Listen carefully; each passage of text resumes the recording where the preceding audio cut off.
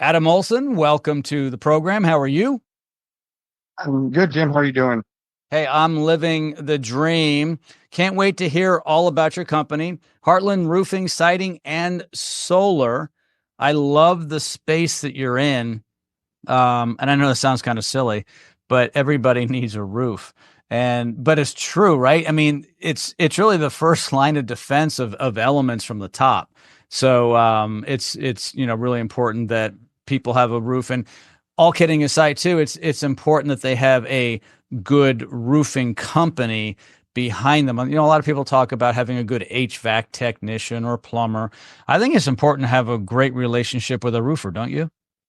Yeah, absolutely. I mean, if a storm's coming through and there's some shingles, you have a leak or whatnot, need somebody to get out there quick to take care of it, and it needs to be reliable. There's a lot of great companies out there, but unfortunately, there's on the other side of that, there's a lot that can be the opposite of that as well too. So, yep, good relationship with the roofers, always a good thing. So I was going to ask you, are all roofers created equal? I mean, are they all the same or are some better than others? Why not? Yeah, roofers unfortunately are not all created equally. So there's just like any industry, there's good and bad roofers. There's people that do great work and take care of customers, and then there's people that sometimes will try to take some shortcuts in there. So yeah, there's good and bad roofers. You know, just uh, just like any industry. So roofing is a business that I would say is relatively straightforward. The roof is either doing its job or it's not. Often people want to get it repaired when they really should get it replaced. What's the criteria? So let's say a hailstorm comes through, which happens in certain parts of the country, such as where you are, Yep. and you get a call, and it's a homeowner saying, "Hey, my neighbor said I should call you because he's getting a new roof, and we had a hailstorm.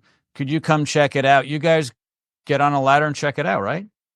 Yeah, yep. We'll come out and we'll do our property inspection, and not just the roof. We'll do the entire exterior of the house, taking a look at the roof, the siding, windows, Mm. garage door, the wraps, everything around the house, and to let the customer know what kind of damage, if they sustain any, and then what steps to take from there. So, initially we're going out there and can let them know if they do have damage or not. And if they do, then we can walk them through if it's worth filing a claim, to what extent there is, and if it's a full replacement that we'd be looking at, or if it's just a repair that we can do a repair to get them taken care of on that. So a lot can go Yeah. into that as well too. The age of the roof, the type of materials that they used on there. So a newer roof is obviously going to hold up better than an older. A 25-year-old roof is going to hold up a lot less than a brand new roof or something that's just a couple of years old. So there's a lot of factors that can go into what kind of damage has occurred.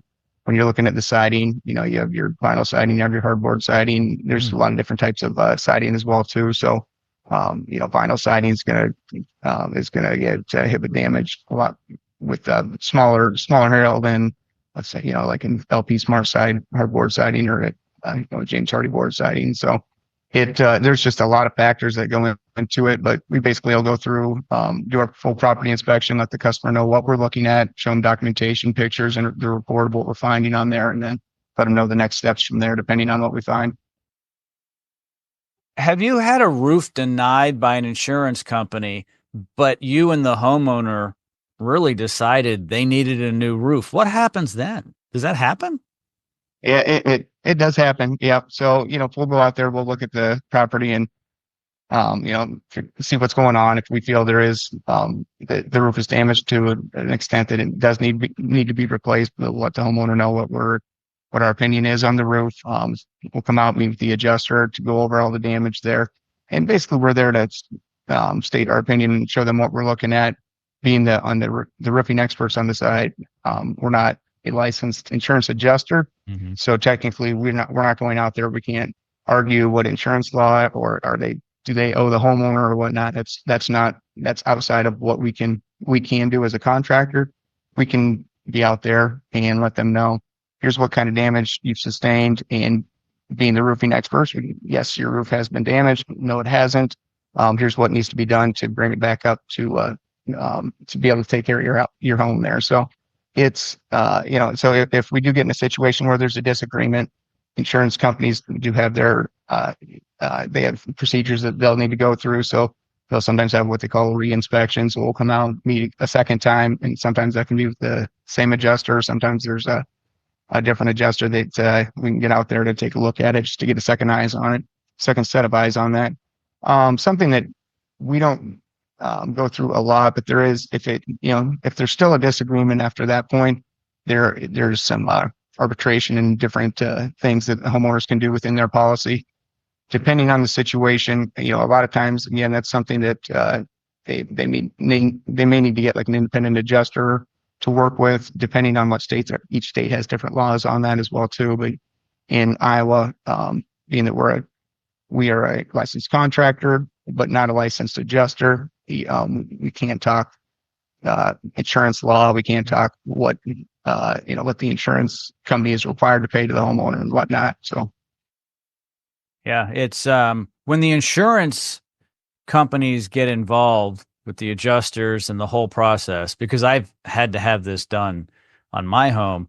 It's not as easy as just a cash job. But then again, cash is hard to come up with when you have a $25,000 roof as a homeowner, right? So it's great to have the insurance money, but there are a few more steps, right? And you're often going back and forth where there's an original amount, and then you sometimes have to go back as the roofer to the insurance company and say, "Oh, by the way, can you consider adding this because we found this issue," right?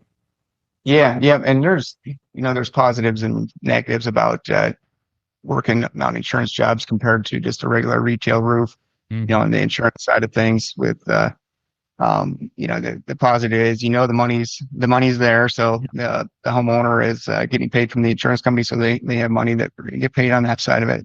And there's definitely more steps involved there throughout the process. So, if there is any back and forth with the insurance company prior, and then when we're doing the work, if there's anything additional we run into, there's supplements we may or may not have to work with when they send out their checks. There's and their mortgage companies are normally listed on that as well too. So there's they need to go and get that signed by the mortgage company, and there's a lot of times paperwork that they'll have to get to us. We'll have to get filled out and get back to them and jump through some hoops to get that all filled out. But it's all, as long as we have processes down through that, and not a huge deal on that side of it, as long as we have all our ducks in a row and make sure that nothing falls through the cracks. So the nice part about on just a straight retail roof is we get the customer taken care of and get paid right away because we finished this, our side of things. But if somebody's has an insurance claim and we're waiting for the check to get released from the insurance company,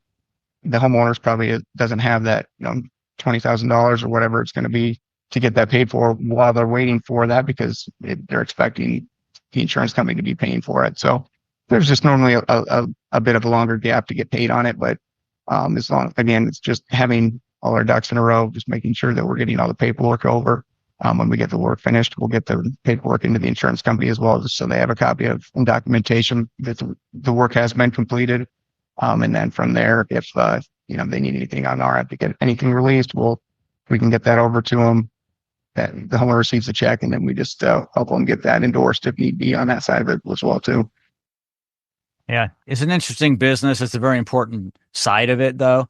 A lot of home service contractors don't deal with insurance at that scale.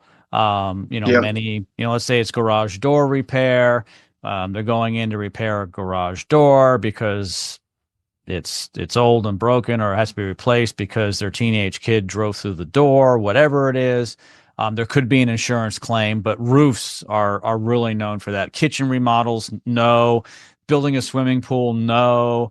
And so I imagine your company needs to really have it nailed down, a department that's really good at staying on top of that side of it.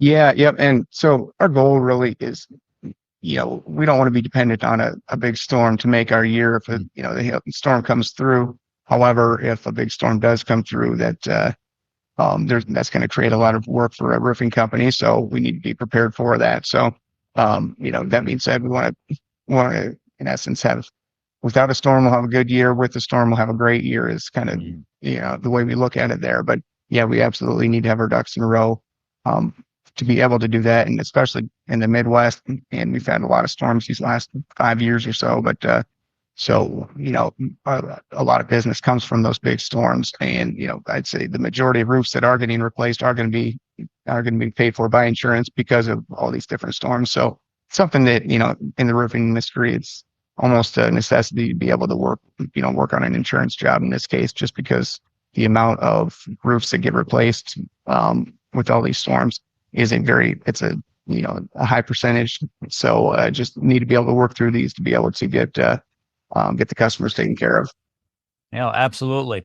The name of this podcast is Contractor Stories. What is your story? How did you get into roofing? Because you could have done a lot of things. You could have been a barber, an accountant, a plumber, right? So how did you get into this? Adam, what is your story? Yeah, so graduated from Iowa State back in 2010, and really at that point didn't have any idea what I wanted to do. Graduated with a marketing degree, and at that point, that was shortly after kind of the market had went south, and it just there wasn't the market wasn't great for jobs, and just really I was kind of at a loss. So I went and worked at Nationwide Insurance actually for just a very brief amount of time, and it was just a behind the desk job. And very quickly I decided this wasn't the right job for me. I'm not going to sit behind the desk all day. I need to be up and going and doing something else. And still at that point, I wasn't sure what I wanted to do. So I eventually ended up taking a sales job at another roofing company in the area and worked for them for a while and just kind of learned the business and learned how everything worked. And then in 2013, I ended up going out on my own and just for the first really about 4 years or so, I had a couple salesmen, but I was wearing pretty much every hat in the company. I was taking all the phone calls. I was running all our crews, doing all the scheduling, doing all the final inspections, meeting with every customer, still doing a handful of the sales side of things, doing all our supplementing, invoicing. And it was a lot. There's some travel in there, depending on where all our work was at. And it was a lot. I had just got married back in 2013 as well too. So started our family, and our first kid came along at 2015. And so I pretty quickly realized that I'm not going to be able to do this forever. So it was, at that point though, I was still concerned about overhead. Just, it takes a lot of money to run a company. And then, if we have a bad year, what's that look like? And so it took me about 4 years before I hired any employees outside sales. And once I did that, and that was in 2017, it just started going and started growing. It's about as fast as I could keep up with it. So we hired a production manager, was our first hire. Then shortly after that, got an ops manager. And then we just kept hiring more and more just to be able to keep up. And it was growing as fast as we could keep up. And so we went from, and it was about 2013 through 2016, we were averaging about $1.5 million or so in sales, jumped up to about 4.5 in 2017, and through 2019, it was about 4.5 up to 6.5 to 7 million. And then in 2020 was when another big jump we had, and it went up to 16 million, and it kept, growing from there. So we're fortunate to bring on a lot of good people on board and that have been able to help out a lot. But as we've hit those big jumps, it's really been every 3 or 4 years, and we've had another big jump. And there's a lot of hurdles that we run into that, the things that worked at 1.5 million don't work at 4 million. The things that we're working at that 4 to 7 million, they don't work at 16 to 18 million. So it just ran into a lot of those bumps, and I had to work through those, and learned a lot, and just keep pushing along. So, Adam, would you consider yourself more of an entrepreneur or a manager? And before you answer that question, the reason why I bring that up is because many of us who start businesses start them because we have this entrepreneurial spirit. And so we start a roofing company and we're wearing all the hats, like you said. But as you grow your business, you can't wear all the hats. So you have to hire people, identify them, hire them, right? Promote them, put them in the right seat. So once again, the question is are you a better entrepreneur or manager, because someone has to manage this larger organization now? Yeah, so I mean, I would see myself as an entrepreneur more than a manager. Going back to when I was in junior high, I used to pick sweet corn and go out and sell it by the curb on the gravel road there, and I did okay there. But anything to earn the extra buck, and grinding back a lot then, and um, you know, looking at now, I've been fortunate to be able to bring on a great operations manager who's really taken a lot of my day-to-day headaches. And really the last 2 years or so, I've been less involved in the day-to-day and more been able to focus on working on the business instead of in the business. And it's my role has significantly changed in the last 2 years, more than it ever had prior to that, just because I'm not, a lot of the day-to-day items aren't making it to me and they're getting taken care of prior to that. So we're still working through to, try to streamline everything and systemize all our processes and whatnot. So but that's really where my focus is at, more than the actual day-to-day part of it. Is how can we make sure that we're getting our customers the best experience? How can we make sure that we're doing things as efficiently as possible? So that's really taken a lot of my focus here, again, the last 2 years or so. And it's been a lot of fun. And it really is, I've almost probably maybe leaned in too far to that. And, just from a standpoint of I have dug in and went down some rabbit holes, just trying to figure out ways to, how can we systemize this better? How can we automate this? How can we make sure that, that nothing is falling through the cracks? And, I've been fortunate that an operation manager that really has, taken a lot of the headaches that I was taking on. And we have a financial controller that, hired on in 2020 as well too. And that was a key thing that, if I wouldn't have done that, it just, with as many things as that were going on, that wasn't my primary focus. And it was good timing to do that, because we just needed to get everything cleaned up. It was at that point, my focus was on, all right, how do we grow and how do we make sure we're taking care of our customers? And I was push, and just going in hard in a direction. But my focus was not on how do we organize the books and make sure that we're doing that correctly. And so he came in and has done a great job to clean all that up as well too. So yeah, it's fortunate to bring on some good people that have really taken on a lot of things off my shoulders that I've been doing a great job at. So. Yeah, no, it's important to have a great team. So Adam, you had mentioned earlier, not all roofers are created equal. How do you guys differentiate yourselves from other ones? Because as a homeowner, we're looking at roofers or any company that does home service or replacement work as a substitute to each other. They're all the same. Yep. Some people want a better price. Often in your business, price isn't necessarily an issue if the insurance company says, well, this is what we're going to pay for the roof. So that's sometimes not a big deal. So how does one differentiate themselves in something that's kind of a commodity? Because you don't have special shingles, right? Yep. Everyone buys the same product from the supply house and so forth. So what makes you guys different?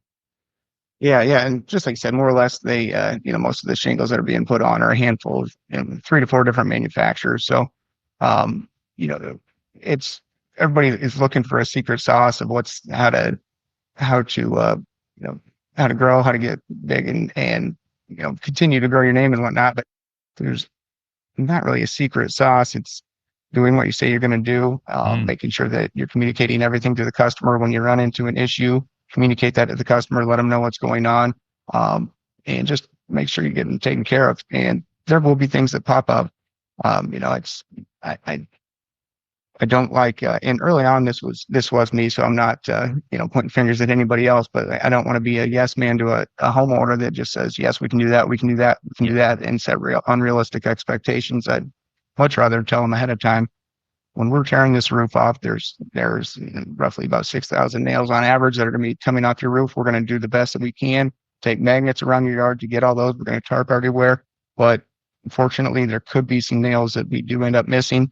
If you're ending up seeing, a handful of nails or whatnot, give us a call. We'll come back. We'll do a second sweep through to make sure that we're getting as many as we can. But by setting that expectation, now when they do find those, they understand it, at least, compared to if I go in there saying you will not find one single nail.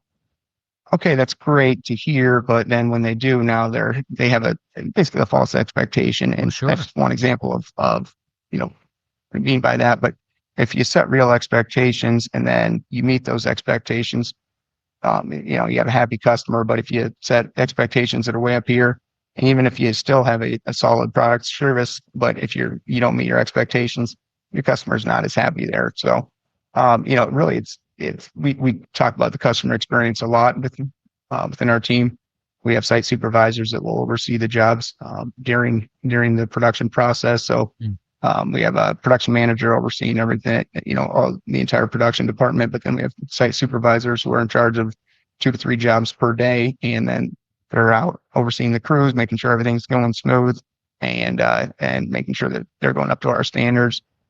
Just compared to where we were at, 5 years ago, even that, you look at the amount of pictures that we get compared to what we had previously, night and day difference. We have checklists for our crews. We have checklists for our site supervisors, checklists for our salesmen when they're getting all their documentation to get things turned in. And by doing that, we basically have a story of what this roof looked like, from floor pictures to during pictures. And, when we have everything tore off, what kind of condition the OSB's in, what flashing, everything prior, then the picture of the underlayments, the isomer shield, the felt, all the metals and whatnot on there. And then on the completion of it as well too. So we could give the homeowner like a whole book of here's before, here's during, here's after, and this is everything we've done. So those types of things, it's just, documentation. If they have questions about what was going on, we have documentation of that.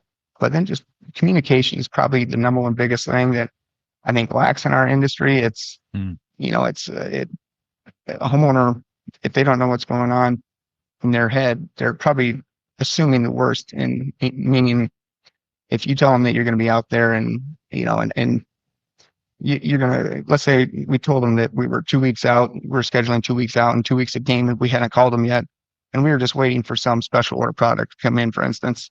If we would call them, they'd be fine with that. But if we don't call them, they're just assuming we forgot about them, or, there could be a lot of different things there. So it's just, communication is probably the number one thing, and making sure that we're staying in constant contact with them. That's true in all businesses. We, as customers, consumers, I guess human beings, we want the news, the good, the bad, or the ugly. I'll tell you who's really not good at communication often are doctors' offices. They're notoriously not. So the patient's hanging, like, are the test results in? Am I dying? Like, hello. And then they got to call them. And so I agree, in all business, you need to communicate. I think all relationships, sometimes marriages break up because there's not good communication. So communication is key. So you guys are approaching $20 million a year in annual revenue. That's a good sized chunk of revenue. Is your expectation you're going to continue to grow year in and year out? Do you have a number? Is it $100 million company? Tommy Mello has one. It's $1 billion company. And I believe when he reaches the billion, it'll go to 2 billion. Do you have a number in mind, and how do you get there? Yeah. So, we talked about this a lot for the leadership team about, where that's at. And, I put the number out of 100 million, was as a goal. That being said, really the last couple years, and this was from when we made that big jump in 2020, from right around 7 million up to 16. That was right when we hit that 16, it was more work than we could really handle at the time. We had what they call a derecho. It's like a land hurricane that came through the Midwest, and it was nothing we had ever seen.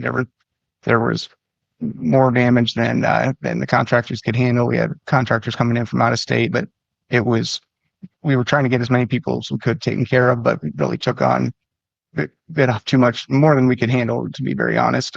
And so we made a very conscious decision, like, we're not hiring any more salesmen until we make sure that our production team is able to in place to be able to handle, consistently at the same high level that we're looking for before we grow anymore. So we feel like we've got to that point now. We are pushing harder on the sales again, but it was something that was I do want to grow.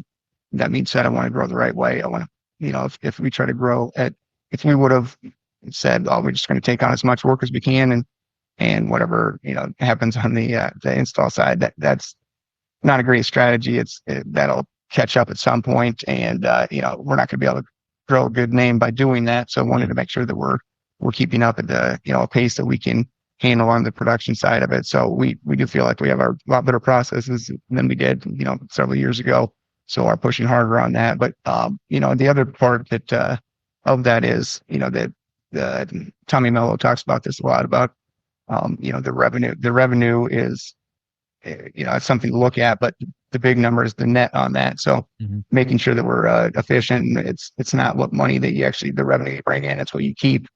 And so we've been working for the last few years about getting significantly more efficient and making sure that we're not with the amount of volume that we're doing. There can be a lot of waste in there if we're not careful, and if things aren't efficient. So we need to make sure we have our processes in place, and everything's going in the right direction on that side of it as well too. So really, compared to, again, to go back to about 5 years ago or so, the net we had, it's not even comparable to where we were at now. So moving in the right direction on that as well too. Adam, I know you were at Home Service Freedom in San Diego this past year, correct? Correct. Yeah. Yeah. What did you walk away with? What was one big takeaway? Yeah, I think, we'll just mention about the revenue versus net, he talks about that a lot, and Tommy Mello does. And if talking to, contractors across the country, everybody talks about, they did X amount in revenue, and that's great. That's not a bad thing. But if you're spending all that to get it done and you don't make any money, then that's not so great. So that's one of the biggest things. It's making sure you're looking at that bottom number is a significantly more important number than the revenue that you're bringing in. So I would say above all else, that's something that that sounds like common sense probably, but it's something that a lot of business owners don't look at as closely as they should. And I know I didn't early on as well too. So I think that's probably a big one. Yeah, it's amazing how many home service businesses are doing $10 million a year, but they make no profit. Yep. They don't make money. And so I joke a lot. If I have a company that does $1 billion, sounds good until I tell you I spend $1.1 billion a year. Exactly. Heck, that's not good. In the roofing industry, it's unfortunately there's a lot of companies that go in and out of business. So they're doing a lot of work, and there's a lot of money coming in and not realizing how much money is going out. And at the end of the year, all of a sudden they look and there's no money left in. They're thinking, what happened here? And it's such a common thing in the roofing industry. On my phone I have 6 people that in here that I'm good friends that have started a roofing company, but they're no longer in business. So it's something that if people don't keep a handle on, especially with the volume. If somebody starts doing a high volume, that can go in the wrong direction very quickly. So it's something that absolutely need to make sure that keeping an eye on. Yeah. Adam, thank you so much for joining me today. I really appreciate it. This has been an awesome interview here on Contractor Stories. We should do this again sometime. Seriously. Absolutely. Thanks, Jim. I appreciate it.